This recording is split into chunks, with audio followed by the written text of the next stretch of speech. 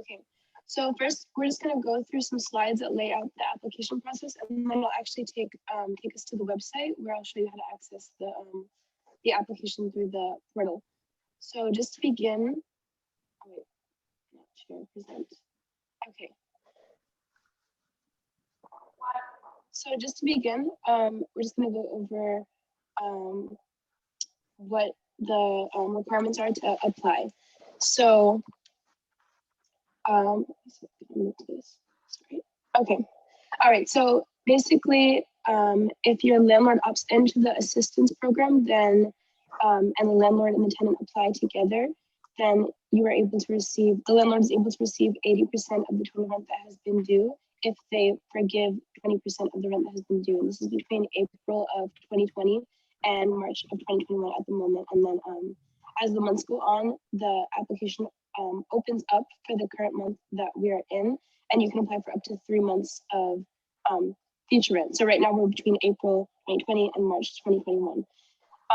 If the landlord chooses not to participate and does not agree, then the tenant can still do the application on their own, and they can get up to 25% of everything that has been owed.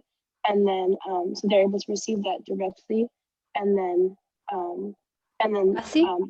yeah. Hello? Adjust your mic at all? Oh, is it hard to hear? Yeah, I think even that's a bit better. Thank you.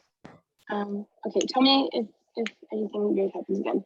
All right, so I'm going to go on to the next slide. Oops, there we go. Okay, so the state rental assistance program opened on March 15th. The city program, the LA city program, Long Beach and Santa Clarita are not included in the county program, and the city of Los Angeles will be opening on the 30th. So to qualify within the county program, the households have to be below 80% of the median income. Priority is given to those with income of 50% or less, and the county is not, it doesn't matter your citizenship or immigration status to apply, and they're not applying on a rent, or they're not reviewing the applications on a random basis. So it is going to be based on priority for the county application at least. So the county is going to be, people are going to be reviewed based on need. So need first for the county. All right, so then to get to the actual application, you go to housing.ca.gov. I think it changed over the weekend, because before, if you go to housingiskey.com, it was able to take you to the application. That has changed when I was checking it this morning. Housing is Key doesn't take you to the website anymore. So just good to note that it's housing. If you Google Housing is Key, it'll come up. But housingiskey.com no longer takes you to the application portal. So housing.ca.gov, and then you click on the California COVID-19 rent relief, and then you're able to click landlord or tenant. And I'll show you that process after we go over the application process. But I'll show you on the actual website. So hopefully that'll be clear. Oops.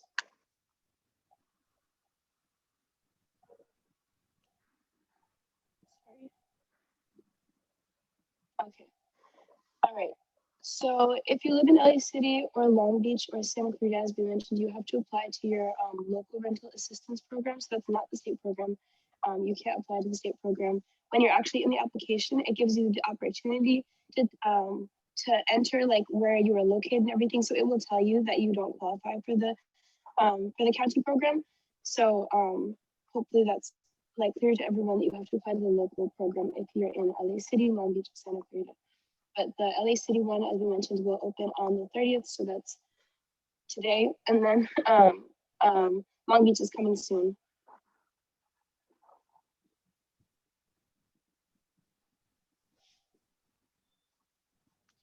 All right, so under SB 91, landlords cannot use the security deposits of tenants to cover unpaid rent. They can't charge late fees on the repayment of rental debt, and they can't seek legal action to recover unpaid debt until August 1st. And landlords must provide documentation of good faith efforts to work with tenants who qualify for relief if they seek to recover rental debt due to the COVID-19 pandemic. So these are other protections under the SB 91 that has been passed. So next, we're just going to go through the actual application. So this is what the page looks like when you first go to the website. you click on the California COVID-19 rent relief, and once you click that, it gives you the opportunity to choose if you're a landlord or a tenant, and it'll give you the opportunity to either log in, so you're able to save and revisit applications on the county program. So if you start working on an application, you will be able to revisit it the next day or whenever you have the time to go through, because it is a pretty long process. There are like extra buttons. So if you enter information, you have to make sure you actually hit the save button at the bottom, or else it'll all get deleted. But it will, like a pop-up button will come up and it'll say, are you sure you want to leave? You have to save all that. So it should be clear. So eligibility, this is the first part of the applications. When you first go in, part A will cover all of the eligibility stuff. The thing is, it doesn't stop you from applying if you're not eligible, but it will ask you for where you're located, and it will give you the graph that you need to reference for the AMI, so that you can make sure that you are eligible for the program. It doesn't stop you from applying based on what you enter, and you can continue the application, but you have to make sure you reference all the information in the first page to make sure that you are eligible for the county program. So you have to be below 80% of the AMI, demonstrate financial hardship due to COVID-19, and there are options listed on the page, and then demonstrate a risk of housing instability. So this is an example of this is a screenshot of what the page looks like.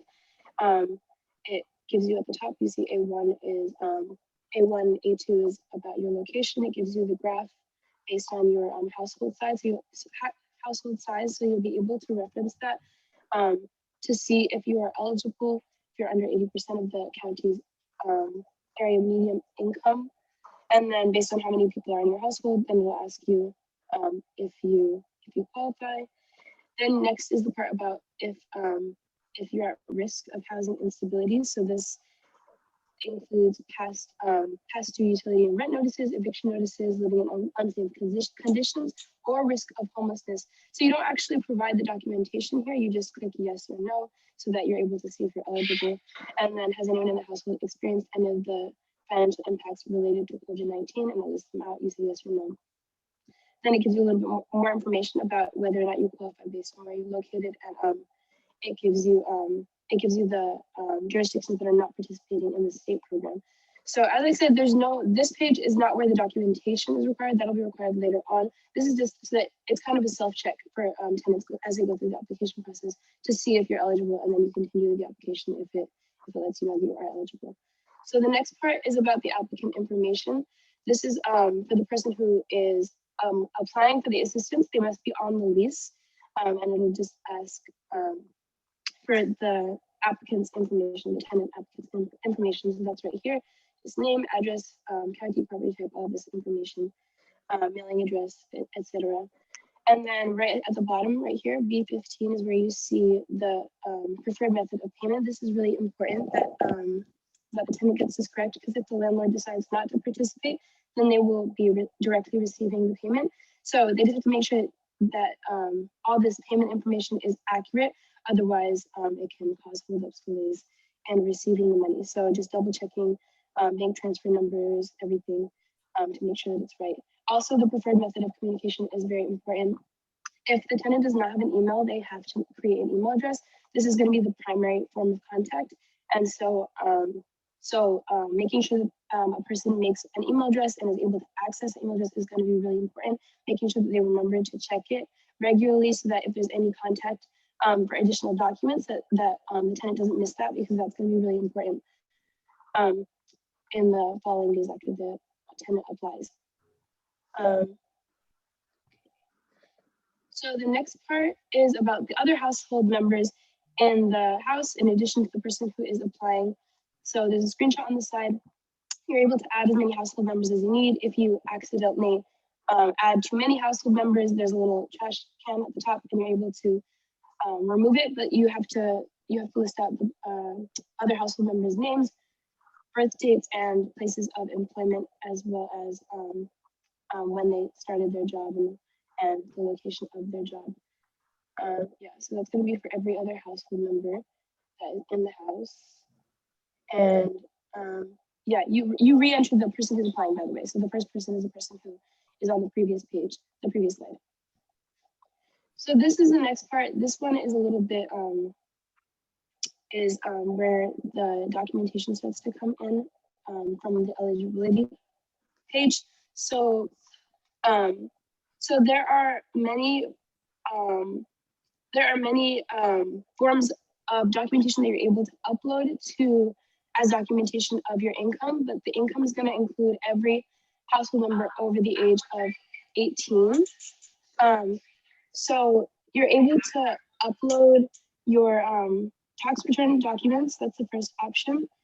The next option is going to be to upload public assistance documents such as Medicaid, Medi-Cal, SNAP, etc., and it lists them out on the website. And then the third option is if the tenant doesn't have any of the above documents, then they enter any other applicable income information that they have. The next page. Yeah, so this is a breakdown of the different documents.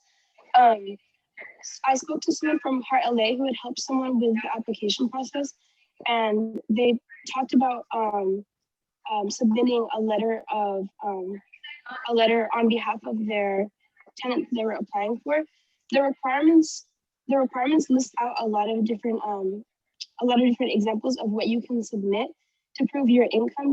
You can submit a letter from your employer, which lists out how much money the tenant is making.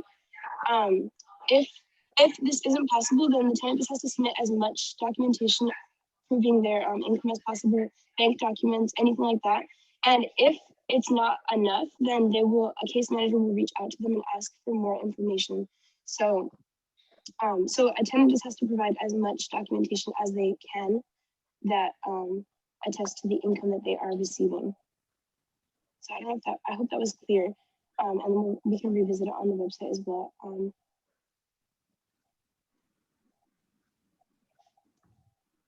Okay, so this page, this is a screenshot of what it looks like. This at the top is where you choose which of the methods you're going to be using to verify your income. The first one is the federal income tax return that you can upload. The second one is documentation proving that the tenant participates in federally funded assistance programs.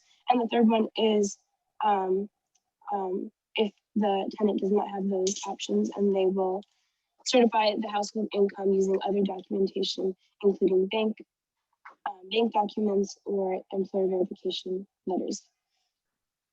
So this is what it looks like. You're able to upload the files on the side, and then yeah. So for each page, as I said, you just have to hit save, and you're able to revisit the page if you're not able to complete the application at that time. And if you can, then you hit complete and continue. All right, so the next slide is the documentation of the impact of COVID-19, which we did go over in the eligibility slide. But this is where you upload the actual documentation proving the situation. So,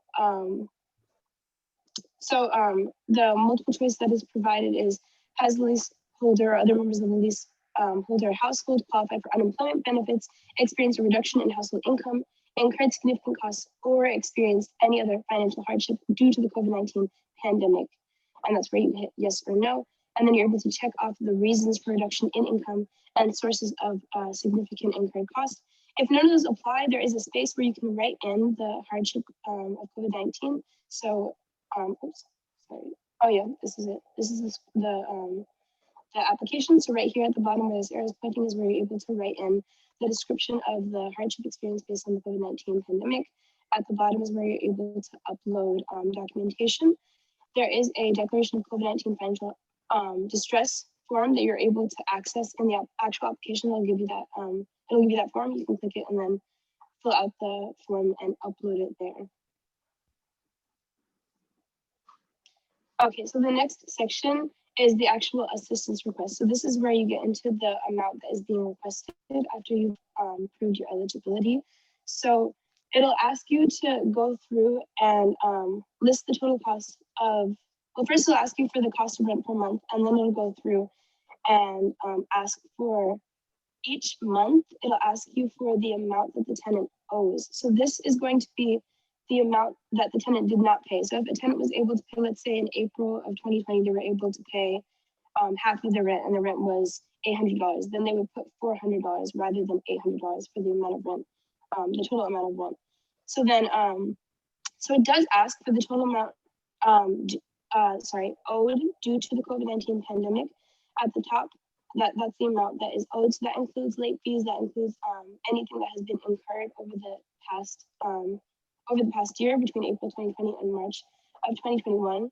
So you're able to put that at the top. And then this monthly breakdown right here is where you do not include late fees. You just include the amount that is owed per month. So then at the bottom, it adds up for you. So it'll say the total arrears that are requested, and then you're able to request 3 months of future rent as well. And then at the very bottom of this page is where you enter late fees and penalties as well. Yeah, so there's a couple of different spaces here. So that's how it's broken down. Yeah. The required documentation is going to be the proof of the rent amount, which can be a lease agreement, but you're not required to have a lease agreement. So you can also have an attestation of the rent amount and use that as your documentation as well. The next part is where the tenant is able to request money for water and gas utility assistance. So this is a very similar process to the previous slide. It's going to be very similar to the rent breakdown, where first you give the information on the or a gas company. You don't have to do both. You don't have to do either, but you can do both or either. So you break down the water company, the gas company, address, account number, all the information of reference, and then you break down what is owed per month. So this is where you break down the amount that you are requesting per month, and it gives you a spot for every month between April 2020 and March of 2021. And that's where you break down the amount that is owed for each month, and it'll add up the total arrears requested at the bottom. It also gives you a space for late fees and penalties, as does the rent part. So the next page is going to be, the required documentation is again going to be the statements, the bills. The next page is very similar. Again, this is trash and sewer. You do not have to request both. You don't have to request either, but you can request both or either. It's the same breakdown as the last slide. It's just going to be the information on the company providing the service, and then it's going to be the account number, and then it'll have the actual request per month from April 2020 to March of 2021, where you will break down the amount that is owed per month. And then again, there's going to be a space for late fees and penalties. Required documentation again is going to be the utility statement. The last part, the last page right here is the second to last page. This is going to be electric and other utilities. Again, same breakdown. It will be the information about the company providing the utility service, account number, and then all of the electric assistance that is requested, again, between April 2020, March 2021. And then, as I mentioned earlier, as we move into the future months, the application will automatically adjust. So as you can see on the right-hand side at the moment for each of these slides, it has had March 2021 and then total arrears requested, and it has space for the future 3 months. As we move forward, the total arrears is going to slide down, and then July is going to open up, for example. So March will be above the total arrears requested, and then May, June, and July will open up so that a tenant is able to request 3 months of future utility and rent due. So J is going to be the prior assistance that is received. So as we mentioned before, in the breakdown for each month of rent, when you do the breakdown, the tenant is only requesting the money that has not been paid for each month. So this is where you're able to list out the assistance that has been received for all of those previous months.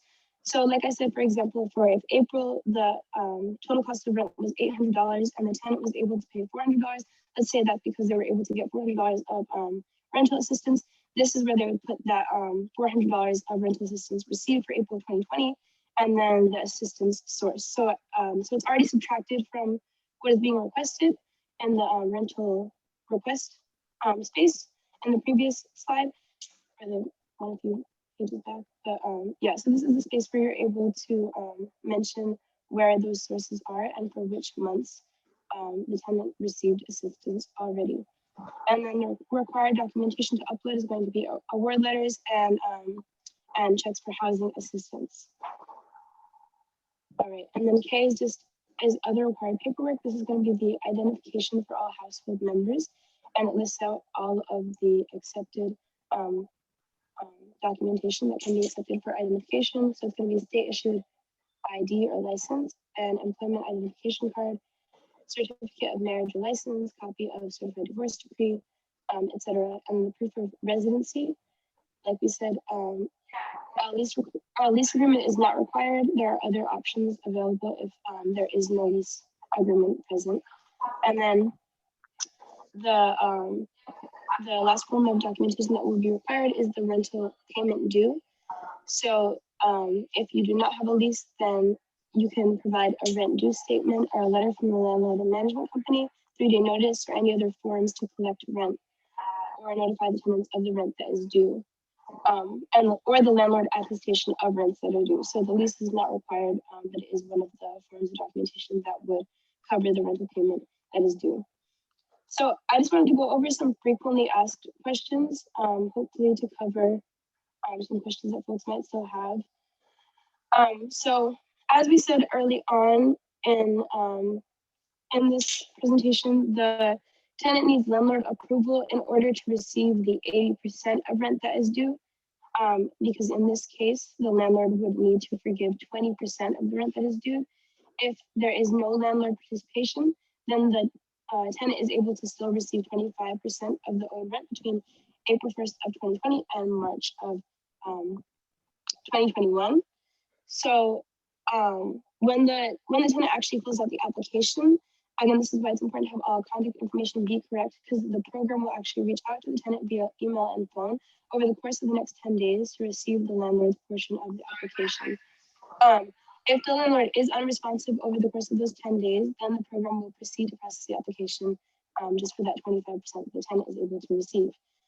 If a tenant is not currently in debt and they wanted to apply, tenants can apply for 3 months of future rent and utilities, but for the county program, it is not first come first serve. It will be folks will be assessed based on need. So folks with the highest need, the highest arrears, they will be prioritized first with the falling below the 50% AMI. Then if the tenant does not have an email address, they will have to create an email address. Like I said, it's very important that the tenant is able to continuously check that email address, because someone from the program will be reaching out if they need any additional documentation. If anything with the documentation is not sufficient or not filled out correctly, then the program will reach out to the tenant and ask for supplemental documentation to make sure that the application is able to be processed. If the tenant doesn't have the IRS documents, tax, etc., then they can submit a current letter from their employer verifying gross wages. And like I mentioned, Housed L.A. had experience with tenants who did not have tax documents, and they were vendors, so they were able to submit a letter certifying the loss of income on behalf of the tenant that they were helping to apply.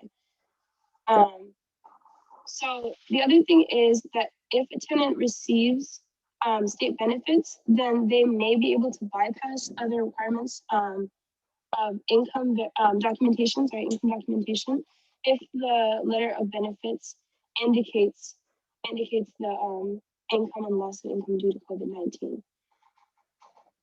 And then, as we said, tenants who participate in the cash economy are able to submit as much information as they have that can certify their income and can certify loss of income. So this can include bank statements or letters from employers, and then the case manager will reach out to the tenant if they need more information. Okay, so that's the end of the presentation. I just wanted to quickly go to the actual website and show folks how to access this application. So, like I said, Housing is Key no longer works. So if you visit Housing is Key, it just brings this page up. So instead, you go to housing.ca.gov, and then right here is the California COVID-19 rent relief. If you click on that, it gives you the opportunity to say if you're a landlord or a renter. And then here you can choose if you're a new applicant or a returning applicant. If you click on returning applicant, if you are a returning applicant, then you're able to access the application that you have already opened, and all the information that is saved in there will be accessible to you. So this is the breakdown we just saw on the slides. It gives a program overview, and then you go through the steps for the application. Are there any places in this application that folks want me to revisit just to show them how it actually looks on the website? I'm looking if I can see the chat. We also have a few questions, Stasi. Okay, trying to see. So whenever you're ready for them. If you want, Stassi, I've been writing down the questions so I can just read them to you. And then if folks have more questions, just put them in the chat. That would be great. I'm not able to see the chat right now. Okay. So I have a question from Carlos. What if the name is not on the original lease, but the tenant has years living there and is now the primary tenant? Will they still be able to apply? Yes, they should be able to apply because the lease isn't the only form of documentation that you can submit. So if the tenant is able to provide other forms of documentation, such as verification from the landlord that they are living there, or any sort of agreement with the landlord that they have, or any documents asking them, any sort of documentation that proves that they have been paying the rent and that they have been living there, would qualify. So they don't need to have the lease. They don't need to have their name on a lease in order to qualify. And Ben, I heard you talking. Since you're on the phone, do you want to hop in with a question? Yeah, sorry. I'm just, and I apologize if this already came up or was visible on the screen, but I'm still having internet issues. But I was curious how the income is actually being calculated to determine whether it's below the percentage of AMI. It's is it like based on this last month? Is it the last 3 months, and then that's extrapolated for the past 12 months, or is it the actual income, what they've earned in this past year? Yeah, I believe it should be the income that for the months that the applicant is applying for the rental assistance. I don't know if you also were asking how that's, were you just asking for the timeline of how it's calculated, or how you're able to actually calculate it on the application? Yeah, it's just because we were doing rental assistance with the city, and at first they said they want just the last month, and they said that normally they want 3 months, and then they take the average of those and then multiply that by 12 to get a yearly. And so it seems like there's just different ways of calculating the income to compare that to the AMI. And so that was the question. But if it's just for the actual months, their actual income for the actual months they're applying, that makes sense and is a little bit easier. Oh yeah, sorry, I don't mean just the past month. I know that if the tenant is submitting pay stubs, they are supposed to do pay stubs for the last 3 months. So I think that's still accurate what you said about the last 3 months. But yeah, I think it's still calculated for if the tenant is doing pay stubs, then it would be the last 3 months. I know if they're doing their IRS tax return, then it would be for the entire year. So I'm not clear. I'll look into it and see if I can find a more concrete answer, because I think that it is different depending on what sources you are submitting. But I'll try and find a clearer answer on that and then send it out to folks. Okay, thank you. Mm-hmm.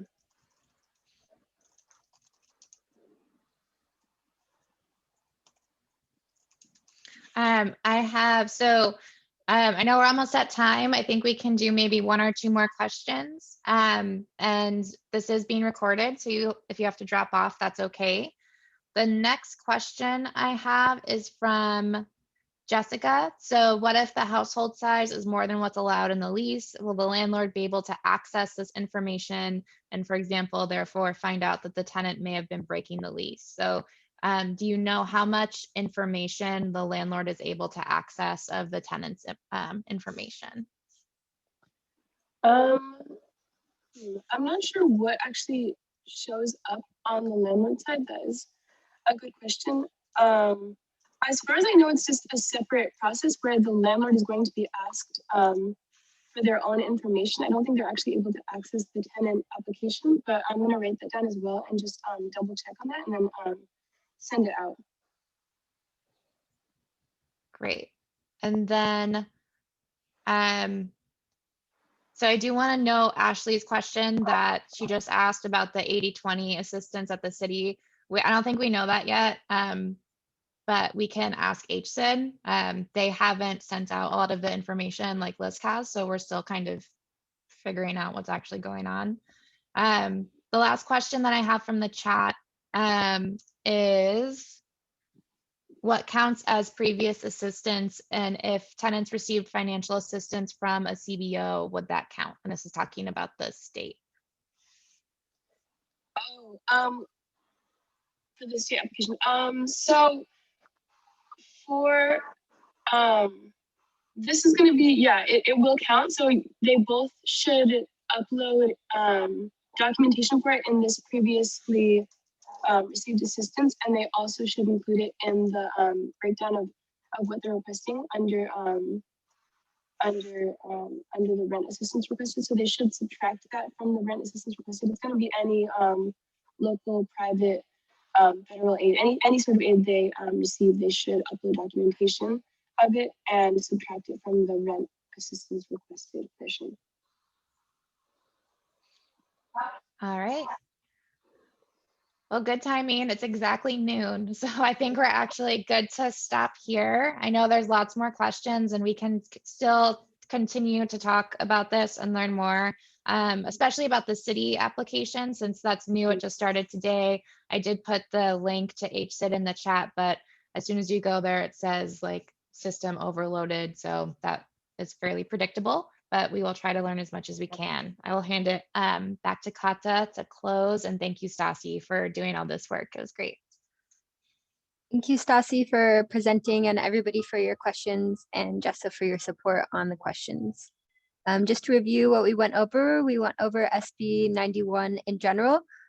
So up ahead would be going over the city, which is still developing, and then talking about application and how we're using it in our teams. So thank you everybody for your participation today, and we'll be continuing in a future week. Bye everybody. Everyone. Bye, everyone. Thank you. Thank Bye, you. thank you. Bye, you're welcome. Bye.